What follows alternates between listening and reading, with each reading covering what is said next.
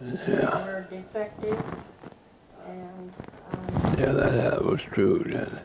in fact, we both knew a couple of survivors who their ship was torpedoed by its own torpedo, and most of the men on it. It had something to do with the timing on them, or Yeah. but it took us a long time before. They didn't fire the firing. When it hit the ship, it didn't, the explosive, it didn't go off. It just bumped it, of course it did damage it a little bit. But it would just turn around, instead of going straight, it would turn around and. Oh yeah, Yeah, a couple of our submarines were sunk that way. They come back, gotcha. But yeah, I made 6 patrol runs, and they were all successful. And we came back in to San Francisco to Mare Island. It was in, that'd be 1940. And, was the war over? Huh? Was the war No, over? war wasn't over. We came back for, and I got transferred off. I made 6 runs on the Ray. And then when we got back to Maryland, I got transferred to the, what we call the relief crew. I asked the captain if I could get it, because it's the first time I seen my children, and it was a year and a half. The first time I seen my wife and the twins. And it was quite hard to describe. But now I say, well, they're how old? My kids are doing Social Security now already. And my daughter well, she was married. They live here in Brentwood in Discovery Bay. And my son and his wife, they live in Brentwood. No, they both live in Discovery Bay. Not Johnny. Oh yeah, that's right. How many grandkids? None. Oh, okay. I think the first wife didn't want any, and the second wife couldn't have any. I mean, I don't know, and I never questioned them on it, but. So you finally got to see him after a year and a half? Yeah. Did they put you on another boat, or? No, I got transferred to stay at Mare Island on the relief crew. What did you do there? Well, worked on your boat. They had so many men that was on the ship to see that the work was done, what repair work and whatnot. So when the ship came in, you were the guy in charge? Yeah, every time another submarine come in too, we had them. And I asked the captain if I said hadn't seen my children, and I'd been out in the Pacific since before the war started. And if you have to transfer a couple of enginemen, I would like to go. The captain says, he told me, he says, good, I'll transfer you here, and I'll put a note in there that you're to be sent back to the Ray within 6 months. Well, about 3.5 months later, I get transferred to the shipyard in San Francisco, and they put me on the Rock. They needed a throttleman. The Rock is another submarine. That's the name of submarine. And we took that thing out to Hawaii too. We got in Hawaii. Well, then we were out at sea, just ready to come into Hawaii, into Pearl, when the war was over. So they said we had to stay out overnight because, well, everybody was partying, I guess. Can't join the party, huh? In town, you know. So we didn't get in there until that next morning.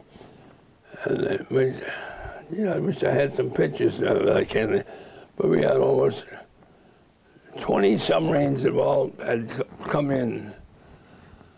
And they were just those guys were celebrating and but we only stayed here, and then we headed to the East Coast on the Rock. They were sending them up to the sub base at New London, but we went all the way up to. Got to New London, and we stayed in Hawaii just a few days, and then they told us we were going to head back. So we head back and went through the canal again and went up the Atlantic to New London. And from New London, they sent us to Portsmouth, New Hampshire. We had to overhaul the engines and everything to put them out of commission.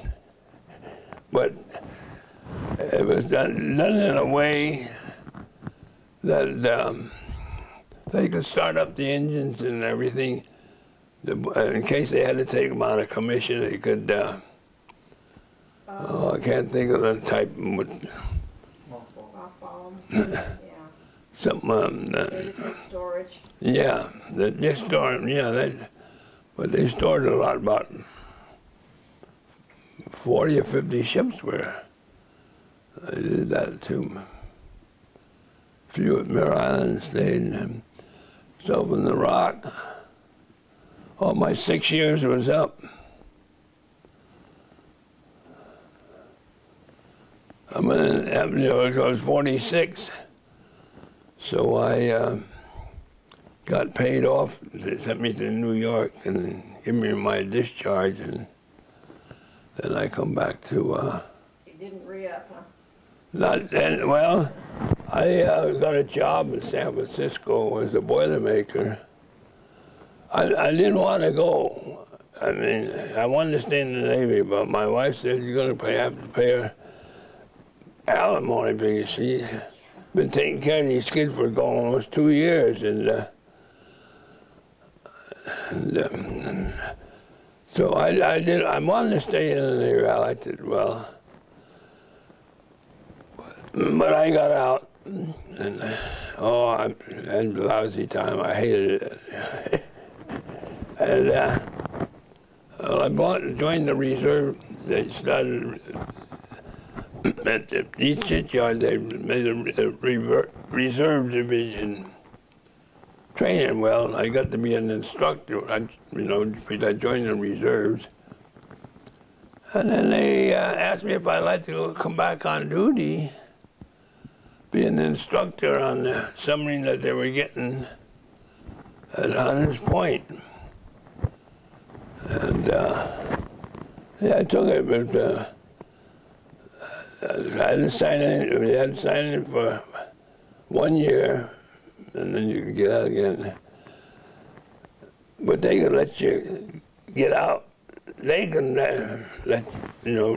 kick you out of the Navy right away if they had to. Well, I spent the next 14 years as an instructor on the Den-Tuda. That was the name of the submarine. Den-Tuda. Den-Tuda? Den-Tuda. Den-Tuda. That's the name of it. That's a fish. Yeah, it's a fish. No, honey, that's not a submarine. Oh, it wasn't a submarine. I went up to Vallejo to finish my time up there. They had the sunfish on there, and they had me on the sunfish. And then we held classes on weekends when the reserves would come down and the train, and so I got out then, and then I retired. I did 21 years in the Navy altogether. But my last tent was all in California. On land. Yeah, a lot of guys said, boy, how'd you get away with that? Just lucky, I guess, huh? Yeah. And so, when I got out, then I went to work at Hunters Point. I worked in the shipyard. And then the shipyard at Mare Island, they were closing it up. And I got sent down to San Diego. No, Los Angeles. Long Beach. And I worked in the Long Beach shipyard. And then I retired from down there. And then I came home. And Been everywhere? yeah. Well, I was curious, how long, when you're out in the submarine, for example, how long could it stay? Oh, the patrol runs about anywhere to 2.5 months to 3.5. They had,